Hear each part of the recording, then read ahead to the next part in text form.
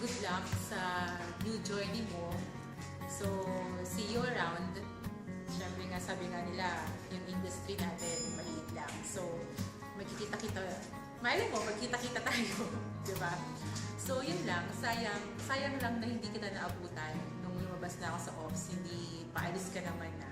So, looking forward din sana na, alam mo yun, na makasama kita as my boss.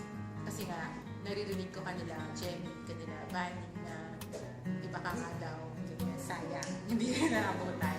So, anyway, good luck talaga. So, alam ko naman na, kasi nga, di ba, magaling ka, so, tsaka marunong ka sa tao. So, alam ko na maganda yung future mo kung saan ka man pupunta. So, yun lang. Gusto ko lang mag-thank you, tsaka good luck. See you around. Hi ma'am, this is it. Ito na po yung pinaka last day but memorable day ninyo dito sa Genpa. Si Miss Anna strong ng personality. Actually yun yung ina-idolize ng lahat sa kanya. So kung ano man yung mahirap sa sitwasyon ng bawat ginagawa, basta yung strong personality niya, yun yung kalakasan din ng bawat isa. So yun yung talagang ina-idolize ko sa kanya.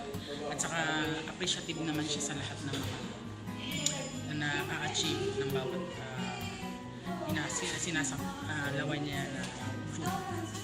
So eto, magte-thank you ako sa inyo, Miss Ann, kasi nagtiwala kayo sa akin. Malaking binigay niyong tiwala.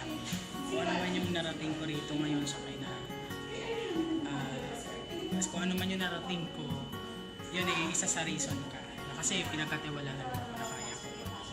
Kung ano man yung darating pa. Basta lagi kong maaalala yung mga teachings mo sa amin. So hindi man yung verbally, the way na kinukuman mo kami, the way na kinukuman mo yung mga frontline managers. So, malaking inspirasyon. So, kung totoo, isa sa malaking haligi ng SCB account para sa Genpa. Goodbye, ma'am.